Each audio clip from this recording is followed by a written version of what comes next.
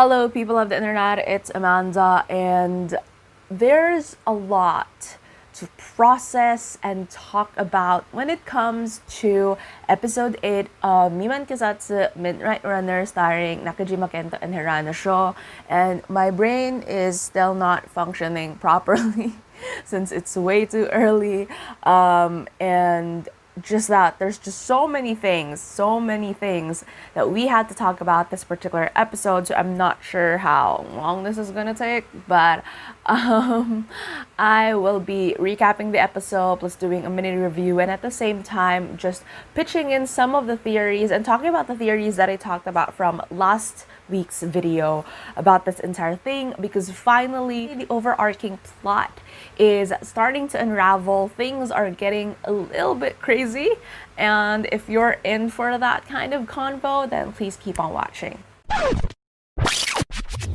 So let's start with the actual plot of the episode first. So Jiro and Kai are finally getting more practical experience of what it means like to be a police. So they get assigned in a police box where they feel like it's sort of like deliberate in a way because of all the trouble that they've gotten into. And the thing is, personally for me, like after all of the cases that they've actually handled, going on a more like practical route for as regular students, it definitely feels like a change of pace for both of them. But obviously, given that it would be boring just if that happens, they still get involved in a crazy ass case. Nonomura's-san, who is an old lady who often visits, the police box and stuff like that, she starts to she's pretty much well aware of this current scam that is happening, which I feel like is something that's also pretty prominent, not just in Japan, but in other countries as well, because we also have that in the Philippines, where the culprits would call, like, especially elders in their homes and try to, like, distract or what do you call this, like confuse them in a way so that they can scam money out of them. And that's what basically happened in this entire plot, is that a couple of culprits, stole a gun from police officers, and then they're doing spot robberies and stuff like that. With Nonomura-san is that she's very much aware of it, so she tried to like bait the culprits and then so that they would be caught by the police. But things go wrong because they have guns and stuff like that, and she gets shot. Then her son, who is just stuck at home, basically, is there, and instead of like doing something, he was scared, so he just runs off and hides. Then when the police come, so there's sort of like this guilt looming over him, and that he was trying to justify that he didn't he ran away because he was scared, or he didn't run away because he didn't hide because he was scared or something like that. Like that sort of like denial thing happening. And so obviously the two others, so Jiro and Kai, they're trying to like make sense of the situation and stuff like that. But the central episode is really more for Yanagida, which is played by Harada Taizo, who I absolutely love. I love him so much because his work in comedy, and at the same time just in shabikori in general, like that's why I love him. But so it's kind of like funny to see him in a very serious role. I think I said this before in another video, but anyways, so this episode is really more centered around him and the relationship that he's also built with these two characters.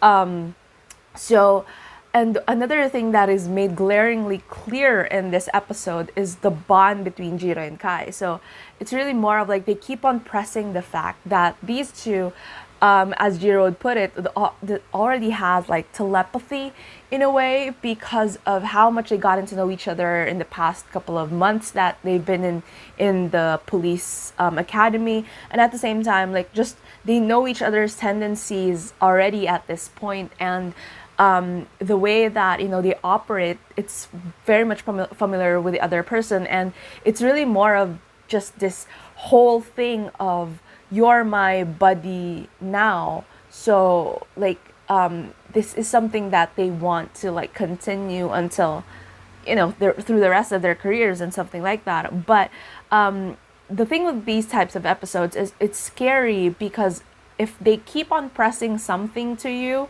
and it's not just for this particular drama, but also in like other films or other dramas in general, it's that if there's a certain theme that keeps being pressed to the audience, there are chances that this is gonna topple somehow, and that's exactly the case for this one. So it seems like they keep on pressing the relationship of the two and how strong their bond has grown as buddies, as allies, as brothers even.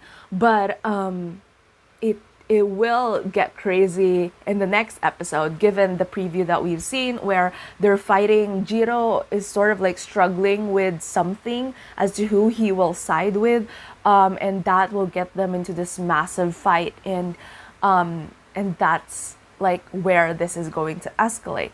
Now, the thing with this episode is it also revealed, so this is probably like one of the biggest plot twists of the episode so far, but at the same time, like not really, because a lot of people have already theorized about this, and I've talked about this in my previous video, where Yanagida is actually involved in this entire thing in general, and it was revealed in the end that he is wearing the same coat or cloak that the shovel killer was wearing, and he was also in the outs a lot when Kuneda, the police chief, director, something like that, was kidnapped over a week ago, but he also left a note for Jiro and Kai to not investigate the case further, but it seems like he really waited for them to see the note in a way that he's trying to provoke them.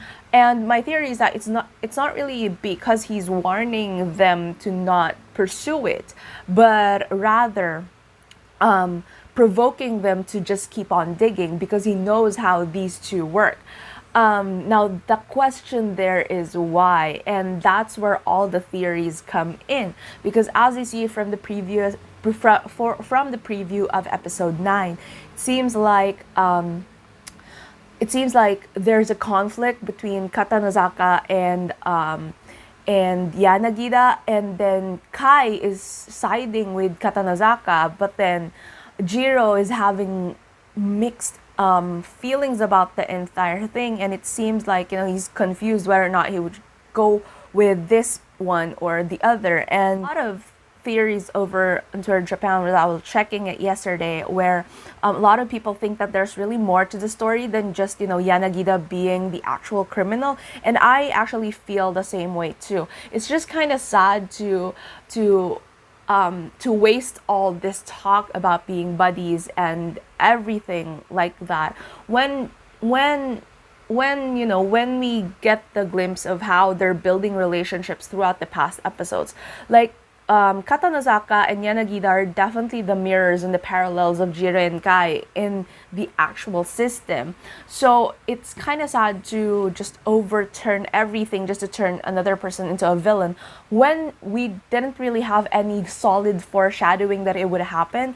But one thing that I'm really looking out for this one is, I think both Katanozaka and Yanagida are just trying to get into the bottom of things, and at the same time, they're trying to say something about the current system of the police and the detectives, where people in higher positions would definitely get things twisted, and you would never really be as straight-laced as you are as these two now as students who they're trying to be. It's not something that you can do, and I think they have the same goal, but their motives are particularly different. Katanozaka may or may not be the one who's trying to do it the right way, and Yanagida probably is the one who's trying to fix it in a more unconventional manner, and that's the lesson that each of them would want to teach these two, and that's where the conflict would come in, I think.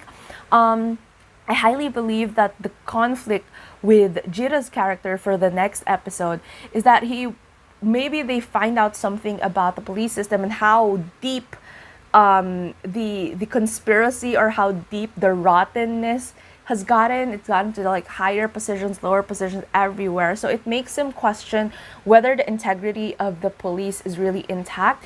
And for Kai, he's probably on the side where it just makes sense to still believe or still be ideal about the entire thing, whereas Jiro, since he's driven more of emotions, it would make him question like what is this thing that they're really like working at, or this thing that they're trying to be, and maybe there's also that kind of fear of what they're going to turn into once they finally are a part of the system and no longer students who can just, I don't know, be expelled if they do something outside of